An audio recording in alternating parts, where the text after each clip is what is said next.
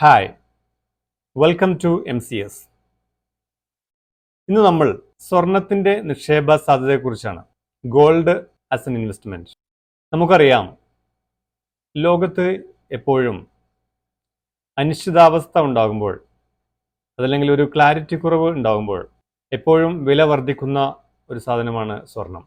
ഗോൾഡിൻ്റെ വില മാർക്കറ്റിൻ്റെ വിലയുമായി ഓപ്പോസിറ്റ് ഡയറക്ഷനിലാണ്. അഥവാ സ്റ്റോക്ക് മാർക്കറ്റുകളെല്ലാം ഡൗൺ ആയിരിക്കുന്ന സമയത്ത് ഗോൾഡിൻ്റെ വില എപ്പോഴും ഉയർന്നിരിക്കും. അതായത് ഗോൾഡ് ലോകത്ത് മൊത്തത്തിൽ ഒരു സേഫായിട്ടുള്ള ഒരു അസറ്റായിട്ടാണ് കാണുന്നത്. അതുകൊണ്ട് തന്നെ യുദ്ധ സാഹചര്യമോ അതല്ലെങ്കിൽ കോവിഡ് പോലത്തെ രോഗങ്ങളോ അങ്ങനെ എന്തെങ്കിലും വേൾഡ് മൊത്തത്തിൽ ഒരു അനിശ്ചിതത്വം ഉണ്ടാവുമ്പോൾ വില വർദ്ധിക്കുന്ന ഒരു സാധനമാണ് സ്വർണം. അപ്പോൾ ഏറ്റവും സേഫായിട്ടുള്ള നിക്ഷേപങ്ങളിൽ ഒന്നാണ് സ്വർണം. വില കുറയാനുള്ള ചാൻസ് വളരെ കുറവാണ്. ഇനി കുറഞ്ഞാൽ തന്നെ അനിശ്ചിതത്വം ഇടയ്ക്കിടയ്ക്ക് ഉണ്ടാവുന്നത് കൊണ്ട് തന്നെ വില കുറഞ്ഞാലും അത് പെട്ടെന്നത് വീണ്ടും കൂടി വരുന്നതായിരിക്കും. ഗോൾഡിൻ്റെ ഏറ്റവും വലിയ പ്രത്യേകത എന്ന് പറയുന്നത് അതിൻ്റെ ലിക്വിഡിറ്റി. ലിക്വിഡിറ്റി എന്ന് പറഞ്ഞാൽ ക്യാഷായിട്ട് കൺവേർട്ട് ചെയ്യാൻ പറ്റുന്നതിനെയാണ് ലിക്വിഡിറ്റി എന്ന് പറയുന്നത്. ലോകത്ത് എവിടെ പോയാലും നമുക്ക് സ്വർണം ക്യാഷായിട്ട് മാറ്റാൻ കഴിയും.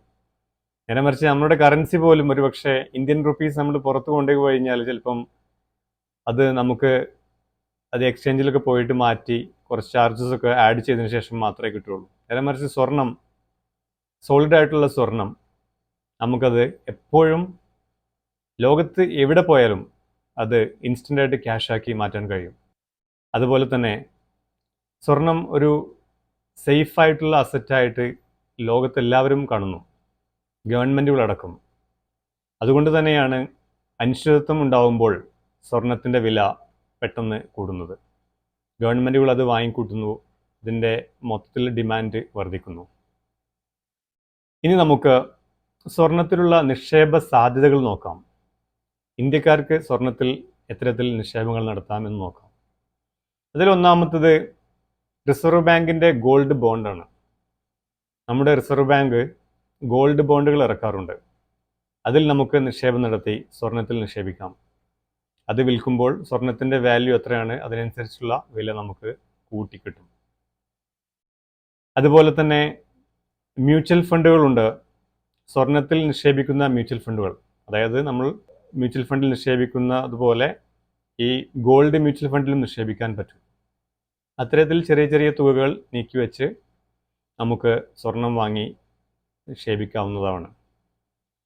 സ്വർണത്തിൻ്റെ വില കൂടുന്നതനുസരിച്ച് ആ ഗോൾഡ് മ്യൂച്വൽ ഫണ്ടിൻ്റെ വില കൂടുന്നതായിരിക്കും.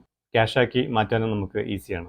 അതുപോലെ തന്നെ നമ്മൾ സാധാരണ എല്ലാവരും ചെയ്യുന്ന പോലെ ഫിസിക്കലായിട്ടുള്ള ഗോൾഡ് ജ്വല്ലറിയിൽ നിന്നോ കോയിനായിട്ടോ വാങ്ങിയിട്ട് സൂക്ഷിച്ച് ആവശ്യമുള്ള സമയത്ത് നമുക്കത് ക്യാഷാക്കി മാറ്റാവുന്നതാണ്.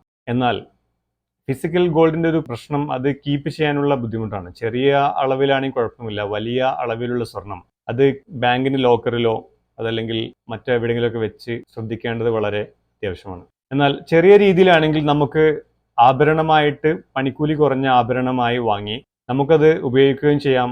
മാത്രവുമല്ല ആവശ്യമുള്ള സമയത്ത് വിൽക്കുകയോ പണയം വെക്കുകയോ ഒക്കെ ചെയ്യാം.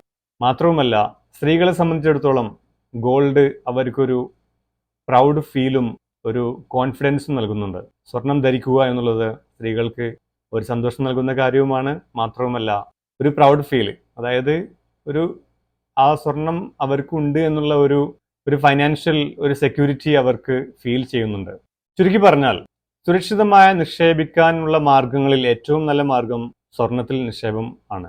എന്നാൽ സ്വർണത്തിൻ്റെ വില ചില സമയത്ത് കൂടിയും കുറഞ്ഞും ഒക്കെ ഇരിക്കും. അത് മനസ്സിലാക്കി വേണം നിക്ഷേപം നടത്താൻ. എന്നാൽ ഗോൾഡ് മ്യൂച്വൽ ഫണ്ടിൽ നിക്ഷേപിക്കുകയാണെങ്കിൽ നമ്മൾ ഒരു സിസ്റ്റമാറ്റിക് ഇൻവെസ്റ്റ്മെൻറ്റ് പ്ലാൻ വഴി ഓരോ മാസവും നിശ്ചിത എമൗണ്ട്, ചെറിയ ചെറിയ എമൗണ്ട്, നമ്മുടെ വരുമാനത്തിൻ്റെ ചെറിയ സംഖ്യ മാറ്റിവെച്ച് സ്വർണത്തിൽ നിക്ഷേപിക്കുകയാണെങ്കിൽ ഏത് സമയത്തും നിക്ഷേപം തുടങ്ങാവുന്നതാണ്. Thank you for watching. Have a good day.